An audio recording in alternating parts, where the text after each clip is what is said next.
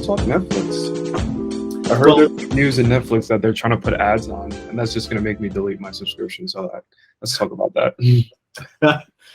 I don't know. I think, Ed, why don't you give us your perspective? You're itching to get in front of you.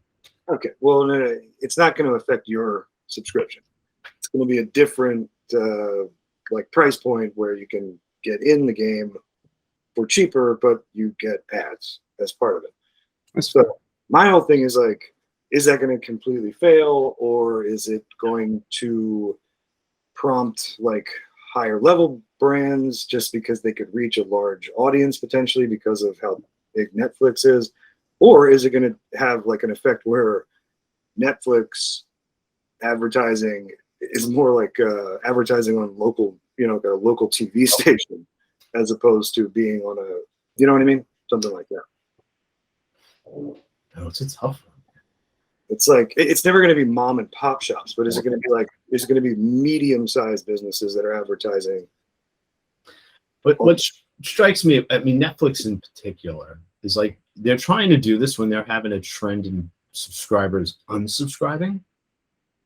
So what? The strategy is to provide a free ad-based model in order to what? Increase the revenue they're losing from subscription. I hope it would be free. There's a thing right there. Is it free or is it cheaper? Because if it's free, then it opens up a whole different world of who's going to actually advertise on that platform. If it's just cheaper, I don't know. I find that interesting to see like what. Well, I think it was Hulu that used to be free with the ads, and then now you could pay or they gave you the opportunity to pay for it to get rid of the ads. So I think that's kind of what Netflix is trying to do. Yeah, I don't know. What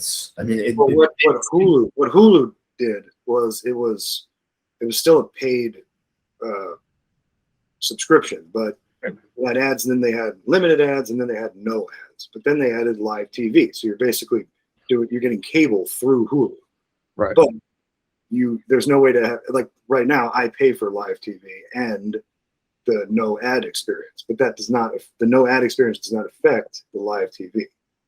It's only the content that you would get without the live TV. Right, and you get live TV through Hulu. Right. Yeah. So that's your provider. So that's fine. Basically, that's my cable provider, or more accurately, that's my mother's cable provider, because they will not let me access my own live TV account because I shared it with her. And her, because she's running it off of like an actual TV, and I just use my phone. Right. Automatically took that as the primary account. So every time I open Hulu, I get a notification that says, please check in at home base or whatever every 30 days to be able to use live TV. And I'm like, what? This is home base. This is home base. My mom's TV is not home base. But I don't know. I feel like users. This is me, right? When I see I'm paying for a subscription, I'm paying for an ad-free subscription, right? Whether I'm paying $10 or not, right? So it's a risky strategy. I don't know if it.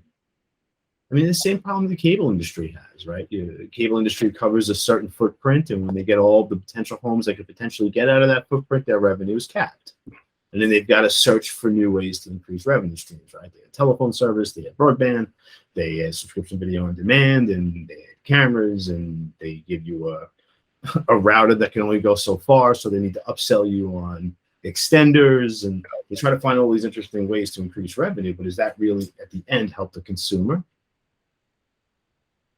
Netflix needs to think about what the consumer is, and who the consumer is, and what the consumer wants. I mean, for years, they provided you a fixed navigational structure with no real true means to search by category. It's only when subscribers left that they turn categories on. That is true. I feel like you got to go back to your roots and what were you trying to do, and what was your goal? Increasing revenue by ads, maybe, but I mean, we would love the ad model to be extended everywhere because that's how we make money. But if I'm paying. I pay a premium because I got a couple of accounts on there. Right. Put an ad on there, I'm gone. Because you know what? I have that. I've got Disney. I've got Amazon Prime. And somehow I have a Prime and my wife has Prime. Yeah, but the question I got a becomes, cable account. but the question becomes, like, it all success fail. It hinges on, is there a group of people large enough that are willing to pay something like $3.99 or $4.99 or $5.99 for the version of Netflix with commercials, so that they can be a part of the conversation when it comes to shit like Stranger Things and stuff like that. That's fair. What happens if they start to make more money on that side in terms of both subscription and ad revenue? Does that put more pressure on the ad-free subscriber? I don't know. Because I feel like it might make its way up to even premium subscribers. Maybe. And it might even make Netflix more expensive to have it without ads at that point. Yeah. So who knows? I mean, it's a gamble. Yeah. Do you look at the downswing in subscribers based on everybody getting out more because we're not in lockdown and we're not in this like heightened COVID pandemic? That's 100% what I think it is. Right. thought And that's what prompted this whole thing, is they saw that drop off like very recently in the grand scheme of things. And it's like, well, yeah, because a lot of people are not sitting around the house all day Yeah. as they were. Yeah. So Maybe run your business smart and not think that endless amount of subscriber revenue is going to last forever. True. And then what? The old model that they all complain about. I mean, remember when ad models are dead and everybody started to throw up paywalls? You know, now you can't go read an article without somebody saying you got 2 article reads left before you have to pay. And it's like, hey, buddy, I got 20 subscriptions. I don't want 21. Yeah. But I'll sure as heck look at your ad if it's native. I'll read your sponsored content. You know, so there's got to be better ways to make money than just to devalue the product of Netflix. But maybe I'm wrong, or maybe it's totally different, and they start to really focus more on like in-movie advertising. I would love to see more of that. I honestly thought that this is all happening because like inflation, and they decided to raise their rates and everyone decided to flee. Nah, it's an easy scapegoat to blame the corp. I mean, yeah, there are plenty of blame to go around. I think at that level. True. You know, but it's like if you're going to value profit over the experience of the consumer, Right. I hope you fail. You know, I do. I mean, I understand everybody's got to make money. I mean, we're in the business to make money. But at we're the not. same time, Netflix, like you have to give them credit where it's due. They're kind of killing it. Like they drop pretty hot stuff when they drop it. Absolutely. Look at the wake they've left. I mean, they demolished Yeah. DVD rental. And they were DVD rental. Literally. They bit the hand that fed them and like won completely. yeah, they killed Blockbuster, And all the mom and pops along with it, really. I mean, that was. that's the real tragedy. Yeah. But I mean, the medium died, you know, with good reason. I think it's better digital. I just think there could be more interesting ways for them to increase and have growth. This is a problem with being a public company is you're expected to have year-over-year growth. It's hard to do that if your revenue stream is. I mean, GoPro had the same problem, right? You're a single camera trying to make money on accessories, and suddenly they had to create like 10 different versions of that camera in order to actually satisfy their growth aspirations. It hurt them. Apple would do the same thing when Apple increased their product catalog, and then when Jobs took it back over, he's like, whoa, we got to come back down to basics, man, because I'd rather sell 5 products perfectly than 30 products terribly. So I don't know. Yeah. I don't know what the answer is. The ad model is interesting because, you know, hopefully we see some tactics out of something like that. Yeah, I just don't know if it's sustainable. It could work out to the benefit of the advertising industry pretty easily. Yeah. It might If I were Netflix, I would have done it differently, and I would have gone back to their roots, Right. which was the DVD rental thing, which, and by that I mean the experience of all those mom and pop shops. Like the reason they were cool is because you would know the person that worked there. When you go in, there would, and even at Blockbuster, there was like Tim's recommendations and There's a Bob's. smell to Blockbuster. That Yeah, it's popcorn and like carpet cleaner or something. But like whatever it is, it had a thing. It was like you were going to the movies without going to the movies. The staff picks thing. That's what I would have done. Instead of creating a cheaper model that has advertising, I would, if I were Netflix, I'd stick to the no advertising and say the way we're going to get people in at a cheaper price point is to offer them the experience that used to have at video stores, where like you answer like a questionnaire and we'll like use AI or something to recreate the experience of having that staff's picks, that person, and they'll curate content for you that you can watch, but it'll be limited. So you don't get everything, because then it's a way to get people the experience of Netflix, get them on the hook, and Right. then for them to be like, okay, fine, it's worth $20. I'll just pay for everything. That's But there's a whole great there's a great advertising campaign for them around doing it that way. right. I feel like that should be in their free trial period. Like you don't get access to Yeah. everything for 30 days. You get access to some things that you like. Yeah, it's great. So I mean, who is it? It's Netflix, it's Amazon Prime, it's Hulu. Disney Plus. What was that one? Disney Plus is even one of them. Disney Plus, Apple TV Plus, Peacock. Let's Stars, HBO Go. We'll go with just 5. I'm gonna share my screen really quick.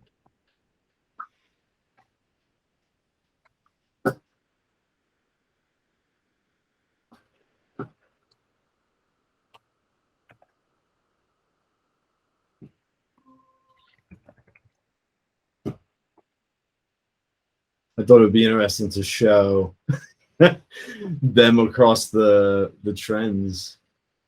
Oh, okay. So it looks like Netflix has the most conversation, with Amazon coming in second, Hulu third, Disney, and then Paramount at the bottom.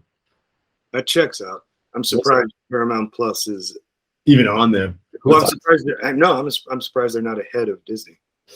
Interesting. Well, what was there was one you guys mentioned before Paramount that I thought was interesting. Was it ESPN, Well, there's like HBO Max maybe? HBO Go, HBO Go. That might be pretty high. HBO Max. HBO Go doesn't really exist anymore. Yeah, it's HBO Max. Purple. Oh, so that's kind of fighting with Disney Plus. Disney a little bit. You want to see some compared across regions? Hell yeah. Netflix has got the most coverage. I mean, look at that. I mean, it has covers. I don't know if it has the most, but it covers across Everything. The Verizon streaming services. What's that? They're the Verizon of streaming services. Literally. It even looks like Verizon's map, except for blue. Because it's the U.S. That map looks so familiar. Verizon. Look at the search terms are interesting. Squid Game, clickbait, ultimatum, stay close. Oh my God, Ultimatum. That was the most toxic show I've ever watched in my life. And then you look at Amazon Prime. It's all Prime Day. It's not even indexing. Is a Prime Video? Is that what it's called? Yeah, try Prime Video. Yeah, Prime Video is pretty popular, and they have a fair amount of. Whoa. What? No. So let's go find this. I saw Amazon Prime Video. Yeah, try that. Amazon Prime Video. Yeah, All right. they're all out. Netflix dominating. Yeah. Netflix, right? Yeah. Yeah. Incredible. So Disney's not doing better. who? I thought Disney would be better. Well, let's see. Look, Hulu has got pretty good coverage. Again, you can see the denser states. There's Disney. Yeah. Utah? Utah. That checks out. No offense to our Utah viewers. None whatsoever. We love you. HBO Max. That's interesting. All Matrix. Huh. All Matrix all day.